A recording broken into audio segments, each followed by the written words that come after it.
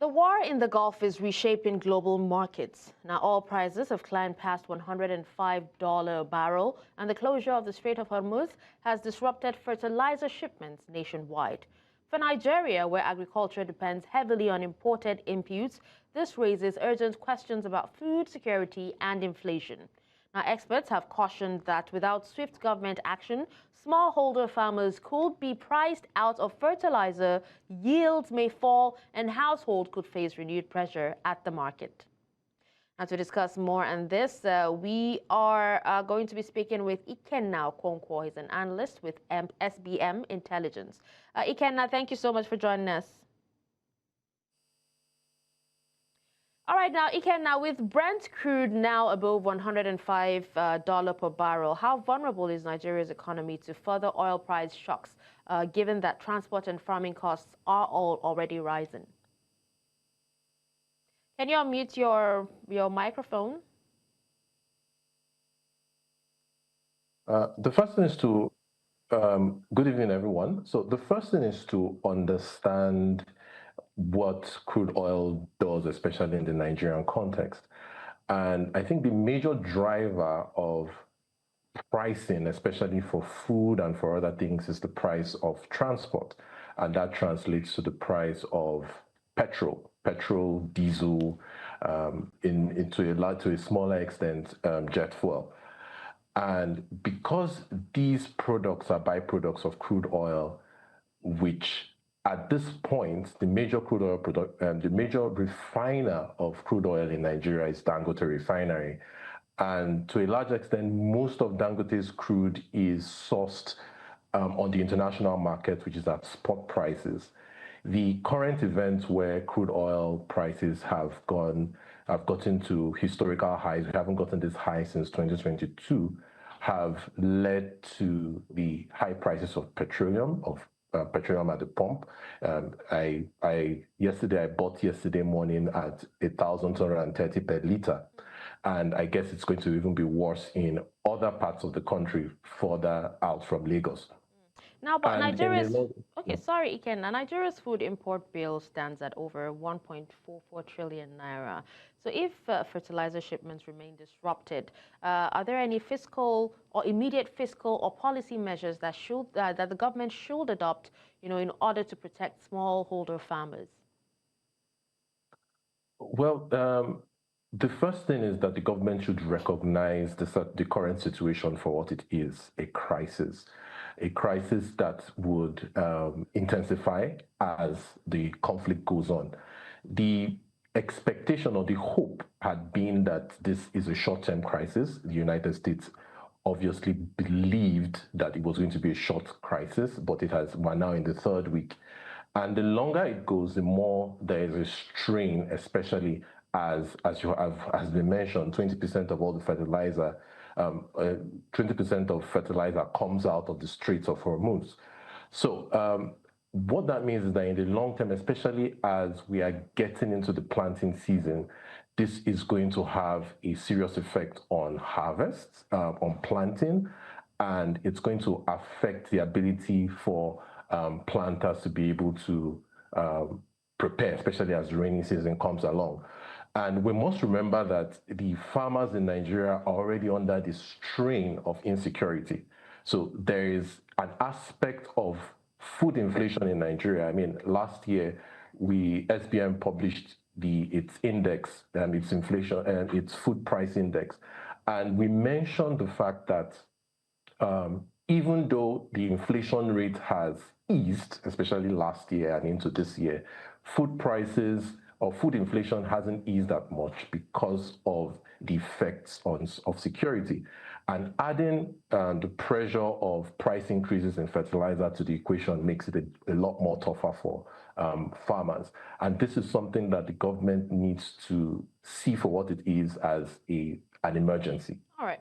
Now, Dr. Muda Yusuf also warned that fertilizer is one of the most important productivity-enhancing inputs in agriculture. So how can Nigeria ensure affordable access when the global urea markets are unsettled? One thing that needs to happen, obviously, is to improve local production of urea. We know that especially Dangote is one of the major producers of urea. But one thing that is very, very clear is that the price is always dependent on international prices. Now, I don't want to really talk about what the government would do, because in the end, that would mean some kind of subsidy.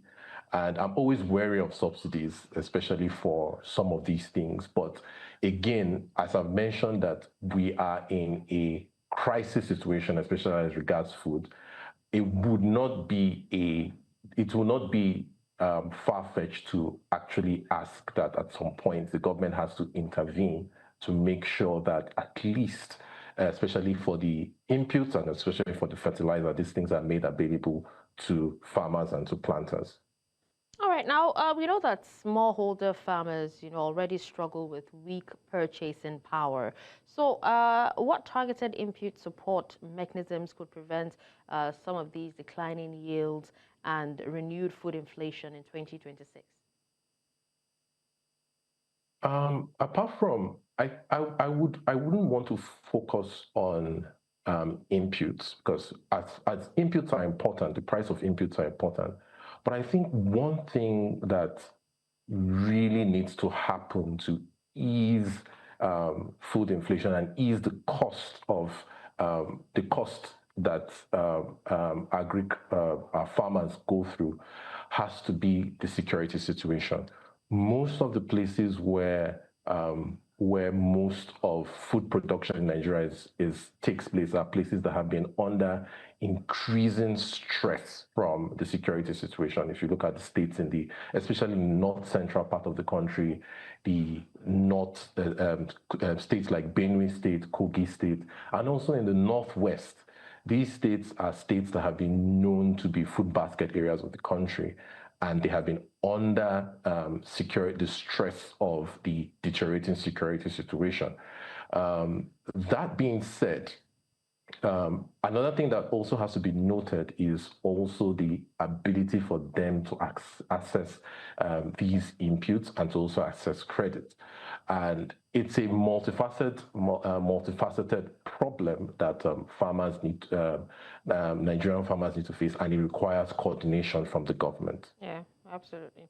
So let's have your final thoughts, especially with Iran's closure of the Strait of Hormuz, which has disrupted like 13 to 15 million barrels of daily transit. How should Nigeria, position itself strategically in this volatile global market as a risk taker or as a stabilizer?